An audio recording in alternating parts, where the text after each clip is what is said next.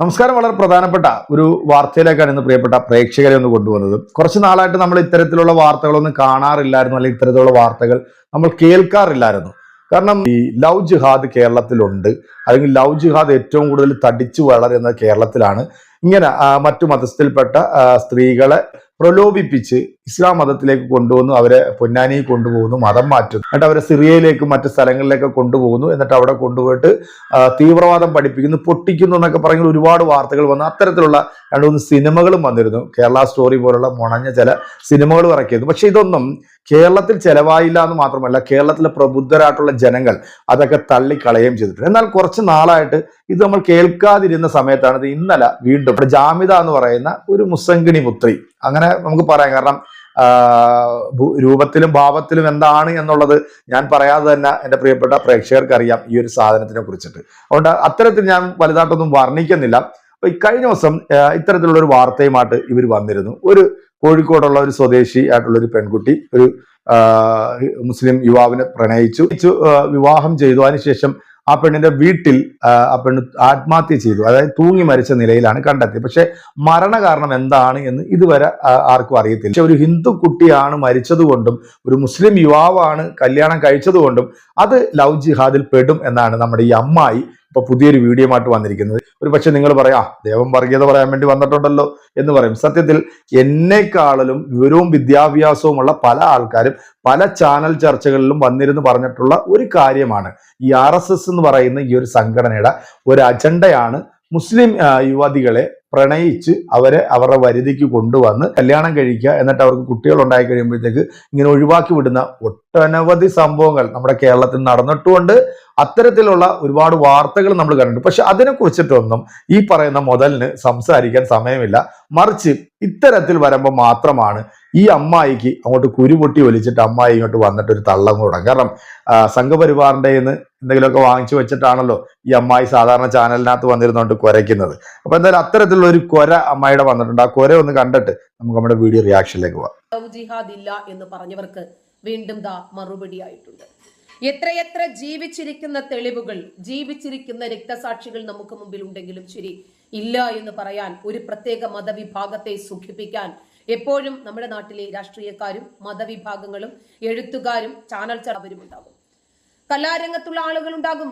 അതുകൊണ്ട് അവരെ പ്രീണിപ്പിച്ച് നിർത്തണമെങ്കിൽ എന്ത് നുണയും പറയണം, എന്ത് തരികിടയ്ക്കും തയ്യാറാകണം.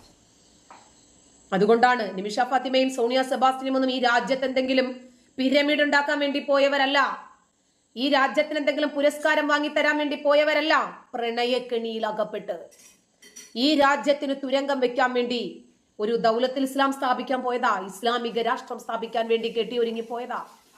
പോയി കഴിഞ്ഞപ്പോൾ ലൈംഗിക അടിമകളാക്കി, കെട്ടിയോമാരെ വെടിവെച്ചു കൊന്നു, 2-3 ട്രോഫികളെയും കയ്യിൽ കൊടുത്തു വെച്ചുകൊണ്ടിരുന്നോ. അത് കഴിഞ്ഞിട്ട് വേറെ ഏതോ കളവൻ കല്യാണം കഴിച്ചെന്നോ. കല്യാണം കഴിക്കേണ്ട കാര്യമില്ല, കാരണം ഇവർ വേറൊരു രാജ്യത്ത് നിന്ന് പലായനം ചെയ്ത് വന്നവരാണ്, ഇനി ഇവർ ലൈംഗിക അടിമകളാണ്. ലവ് ജിഹാദിന്റെ കെണിയിൽപ്പെട്ട് പൊന്നാനിയിലെ മൗനത്തുൽ ഇസ്ലാം സഭ നമുക്കറിയാം, മതപരിവർത്തന കേന്ദ്രം, 100-ലധികം വർഷങ്ങൾ പഴക്കമുള്ള കേന്ദ്രം.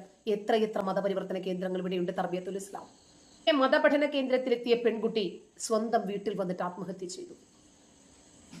ഇൻസ്റ്റഗ്രാമിലൂടെ പരിചയപ്പെട്ടവനുമായി രജിസ്റ്റർ മാരേജ് കഴിഞ്ഞു. ഈ പെൺകുട്ടിയെ വീട്ടിലിപ്പോൾ തൂങ്ങി മരിച്ച നിലയിലാണ് കണ്ടെത്തിയിരിക്കുന്നത്. മലയൻകീഴ് പുലരി നഗറിലെ അഖില നിവാസിൽ ബിനുവിന്റെ മകൾ അഖില എന്ന 21-കാരിയാണ് കഴിഞ്ഞ ദിവസം ഉച്ചയോടെ മുറിയിൽ തൂങ്ങി മരിച്ച നിലയിൽ കണ്ടെത്തിയത്.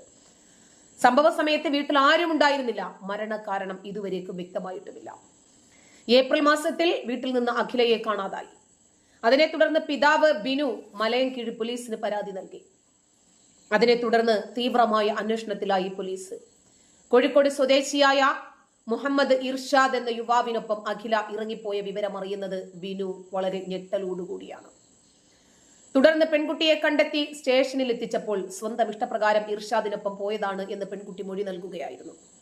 തുടർന്ന് കൊല്ലത്തെ ഇർഷാദിന്റെ വീട്ടിലായിരുന്നു ഇവര് 2 പേരും താമസിച്ചിരുന്നത്. ഇത് ശാരീരിക അസ്വസ്ഥതയാണ്. മതപരിവർത്തന കേന്ദ്രത്തിൽ മതം പഠിക്കാൻ വേണ്ടി പോയ പെൺകുട്ടിക്ക് ശാരീരിക അസ്വസ്ഥതയുണ്ടാകാനുള്ള കാരണം എന്താണ്? ഇതൊക്കെ പോലീസ് അന്വേഷിക്കേണ്ടതാണ്. ഏത് രൂപത്തിലുള്ള മതപഠനമാണ് അവിടെ നടക്കുന്നത്? ശാരീരികമായ പീഡനങ്ങളുണ്ടോ? മുഹമ്മദ് ഇർഷാദും ഒപ്പം ഉണ്ടായിരുന്നത് കൊണ്ട് അഖിലയെ മുഖാവരണം അണിയിച്ചിരുന്നു. അതുകൊണ്ട് മുഖം പോലും കാണാൻ സാധിച്ചില്ല എന്ന് ബന്ധുക്കൾ പറഞ്ഞു. പെൺകുട്ടിയെ മുഹമ്മദ് ഇർഷാദും ബന്ധുക്കളും ചേർന്ന് മതം മാറാൻ ഭീഷണിപ്പെടുത്തിയതായും സൂചനകളുണ്ട്. മതം മാറിയതുകൊണ്ടാണല്ലോ അപ്പിക്കുപ്പായത്തിനകത്തിറങ്ങിയതും മുഖം മൂടിയതുമൊക്കെ. 1 വർഷത്തിനിടയിൽ ലവ് ജിഹാദിൽ അകപ്പെടുന്ന പെൺകുട്ടികളുടെയും ഭർത്തൃമതികളായ വീട്ടമ്മമാരുടെയും എണ്ണം ക്രമാതീതമായി വർദ്ധിക്കുന്നു. 6 മാസത്തിനിടയിൽ ലവ് ജിഹാദിൽ അകപ്പെട്ട എത്രാമത്തെ പെൺകുട്ടിയാണ് ഇവളെന്ന വിവരം ഇനിയും വേണം പുറത്തു വരാൻ.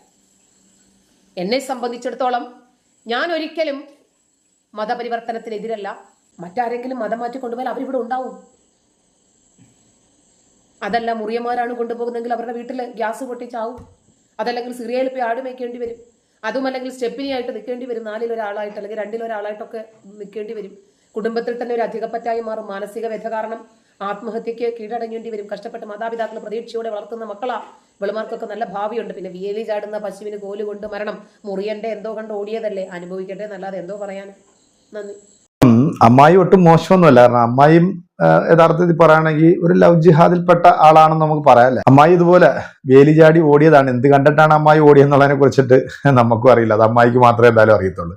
അപ്പോൾ ഈ അഖില എന്ന് പറയുന്ന ഒരു പെൺകുട്ടി മരണപ്പെട്ടു. അതിന്റെ മരണ കാരണങ്ങളൊന്നും ഇതുവരെ പുറത്തു വന്നിട്ടില്ല. ഇത്തരത്തിൽ എത്രയോ വാർത്തകൾ മറ്റു സമുദായത്തിൽപ്പെട്ട സ്ത്രീകൾ ഇപ്പം റെയിൽവേ ട്രാക്കിൽ മരിച്ചു കിടക്കുന്നു, അല്ലെങ്കിൽ പൊട്ടക്കുളത്തിൽ മരിച്ചു കിടക്കുന്നു. കേരളത്തിൽ നമ്മുടെ നടന്നിട്ടുള്ള എത്ര സംഭവങ്ങൾ ഇന്നും പല പോലീസ് സ്റ്റേഷനിലും രജിസ്റ്റർ ചെയ്യപ്പെട്ടിട്ടുണ്ട്.